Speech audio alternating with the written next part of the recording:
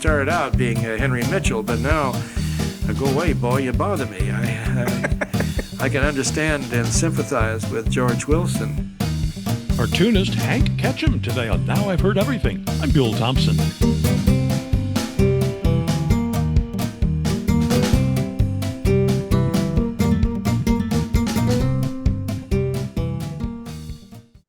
Back in 1951, a 31-year-old cartoonist who at the time was working for Walt Disney started his own daily comic strip. He named his main character after his own son, Dennis, a precocious and rambunctious 5-year-old. That cartoonist was Hank Ketcham, and his son Dennis became Dennis the Menace.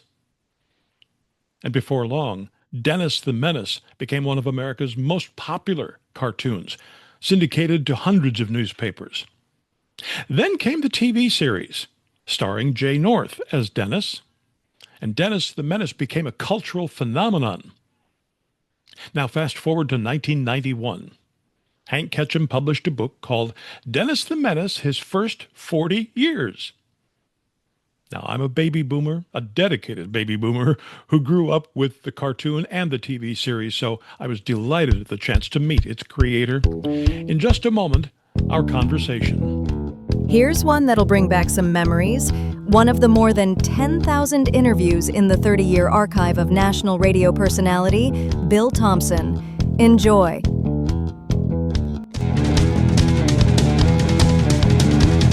So here now, from 1991, Hank Ketcham.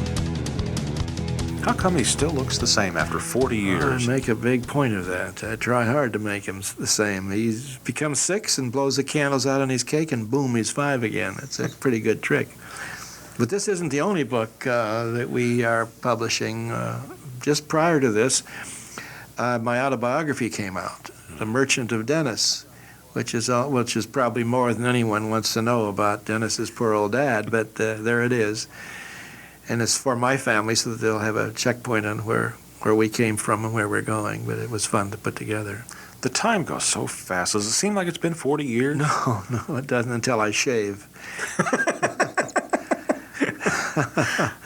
No, it doesn't really seem that long, I guess, because one thing, I've been so consumed with the daily activities of this little guy and his family that they become a part of me and I become a part of them, I guess. And so I'm perennially looking at a youthful family with young ideas, and it's kind of, I guess, kept me mentally at least that way. And I enjoy it so much that it doesn't seem like it's been a long time at all. If some psychic persona had told you 40 years ago that from day one that you'd still be doing it in 1991. I told him he's smoking funny cigarettes because I don't think anyone really looks that far in advance.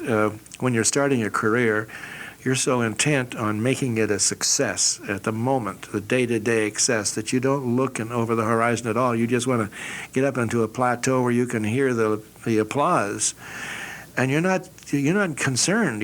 First of all, you generally don't have any worries. Down deep in your heart, you know you'll be there if you do the job you're trying to do. So you don't give that a thought, really. But it's a kind of a crazy a conjecture to talk to a young guy today and say, do you realize in the year 2010 that you're going to be still doing what you're doing? Trying to get his reaction to that. There's so many other vastly creative people who would have run out of ideas for Dennis the Menace or a similar cartoon after the first 2 or 3 years, after the first 5 years. And you and I both know some of the cartoons now that it's obvious the person drawing them has run out of ideas. They're just recycling the old ones, or they're stretching, they're reaching. It almost gets kind of pathetic sometimes. What keeps you going?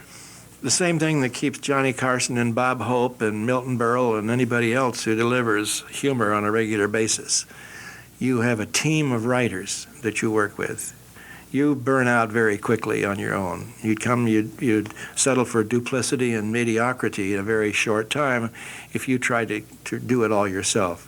And this is happening right now to several very popular cartoonists who are burning out and have to take vacations. So there's a good reason to have a good team behind you. And my little people, boys and girls, men and women who talented people who prefer cash to credit, just make it possible for me to come up with ideas I'd never think of. Just marvelous. And I sit there even today and laugh out loud at some of the stuff I did 40 years ago. I think it's uproarious.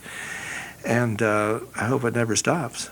Well, it's not terribly topical. In other words, you could still laugh 40 years later at something that you do in year one because you don't mention anything of the current administration or the... No, I'm not a Herblock. I don't have to worry about every day what's happening on the Hill. I can work ahead. In fact, I'm almost to Christmas right now. So that's kind of good. But for instance, one of the early gags that I had, it shows a policeman stopping the family car and writing a ticket to Mr. Mitchell, and Dennis sticks his head out and he says, "You didn't catch us. We ran out of gas." And these, it's still funny.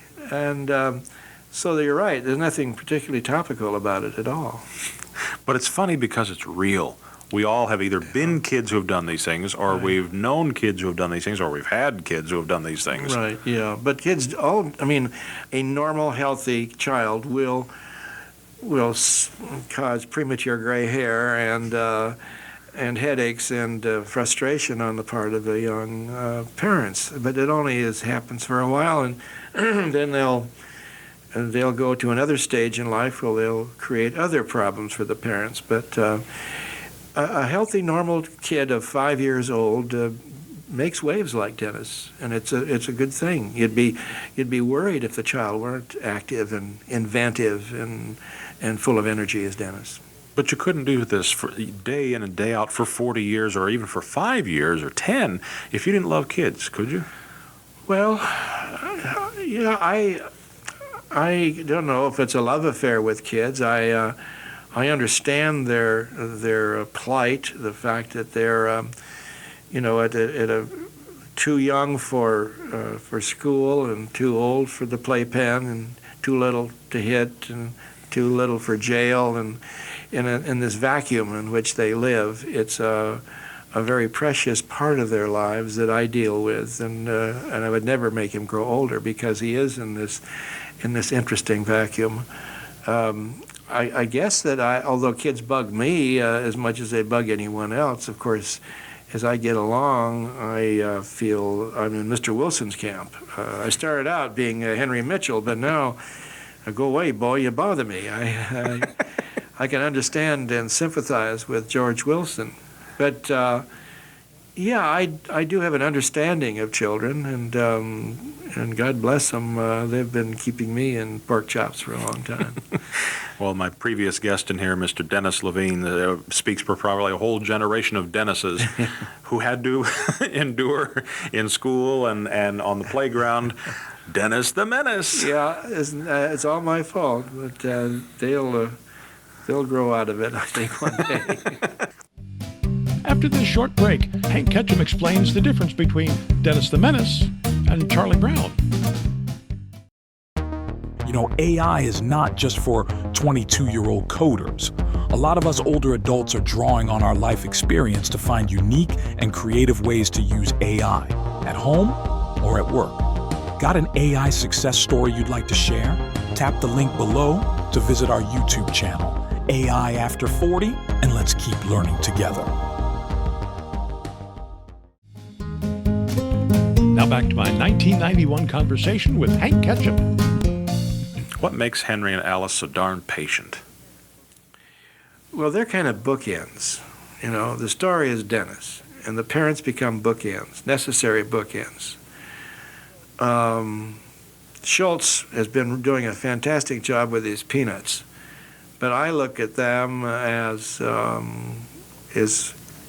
IQ orphans. There is no relationship to the family home. And you were saying, Dennis is a real kid, real things happen to him, we can identify him. Well, that's made possible because he has a home and a mother and a father. And they are, see, we only see them for 10 seconds a day, so we don't really know what their end of patience is. We haven't really seen them too many times when they're at wit's end. Most of the time they are shocked, bewildered, certainly frustrated, speechless, but they are spear carriers, bookends for Dennis. You know, when looking back through some of these, because I grew up, as so many people in my generation did, reading Dennis every day. Some of these really brought back. There was one in here, I won't be able to find it now, where he's hauling the wooden chair into the living room, saying, "Dad, I want to see her talk the leg off of it." It's just the thing, a little kid, because they take you so darn literally. Yes, that's true. Yeah. I have a lot of fun with that play on words, and for a child he doesn't really understand these usages, and so it offers a lot of opportunity. What do you do on a day when you're facing a deadline? You know something's got to be drawn. You got your pile of gags in front of you. You're ready to draw one, but nothing's creative. You just can't make the juices flow that day. Well, I think, Bill, someone described a professional as someone who sits down and rolls up his sleeves and go to work whether he feels like it or not. So you just sit down and do it. And in my case, as I work with the writers, I do have a big file of ideas. And you sit down there and pull out the paper and start roughing it out. It's I am very blessed in that I have a job where I'm very seldom under deep pressure, because I can work ahead, and I try to keep 8 to 10 weeks ahead. That allows for a week of sniffles, or go fishing, or hit a golf ball, but it gives me a comfortable cushion, so I'm not under a deadline. On some commercial things, or book illustrations, or advertisements, they do want it to, they wanted it yesterday, so that sort of thing happens. But basically, I work without too much stress because I keep the deadlines far enough ahead. Yeah, you reminded me that it's not just the daily cartoon in the paper. There are all sorts of you see Dennis everywhere. Yeah, and we have a Sunday page too that we put out, and we keep pretty active. We do a lot of work for charities, and we're getting more and more into merchandising. So that takes up some of my time. You really, I suppose after 40 years, you really know him quite well by now. Yeah, and I have to guard him, because you get him into a commercial affair, into a commercial program of some kind, some of the creative advertising people will start to put words in his mouth, and he turns out to be a little huckster. And I have to erase that right off the bat, because Dennis couldn't care less whether you drove a Ford or a station wagon or a tricycle, as far as the brand name was concerned. And you have to approach these things from his intellect, from his point of view. Otherwise, you'll lose the credibility, and people who are reading these ads will shake their head and say, well, it's just an ad. They're putting words in the kid's mouth, He doesn't mean it. But if the child speaks with his own point of view, it'll be very well received, and it's amusing. So I have to be very careful. I do know him, certainly, and know his language, know how he reacts to things, and know pretty much how everybody and all the cast of character, the whole cast will react. And that's where humor is its strongest. It's not what is said, but who says it. So it's important that we build up the characters in the feature so that the readers will know the nature of various characters. That they'll know what makes Alice shudder or makes Wilson, fall out of the hammock. So that it's knowing your characters, because you have to direct them in all these things too. When I draw a character, where do I place him? Is he sitting down, standing up? What's his body language? I mean, I have to direct everybody, including the dog. And so it's kind of show business, this whole thing of putting one picture together, as opposed to the comic strips, which have dialogue balloons in each panel, and therefore they have very little room for any sophisticated layouts. And so this doesn't become a problem. But you have nothing but space, and you have to plan it very carefully. You also have to be very careful with, or very economical with the words that you use, since you've only got just the one line underneath. Yeah, sometimes we go down 2 lines, maybe 2.5 lines sometimes, but I try to keep it very simple one-liners. But still, you don't have you can't make a gag progress through 3 or 4 panels. No, I don't have that time, but I do. I have met that challenge by dividing the panel in half. From time to time. It's a 2-part gag where you have to change expressions or need a reaction. And I even have done a 4-part deal. I did once a 5-part where I had a little transition thing with a little circle in the center of Dennis going home or something. So it became a little condensed, compact mini comic strip. So it was kind of fun. But that's the problem of doing a panel. You don't have that little leisure of time.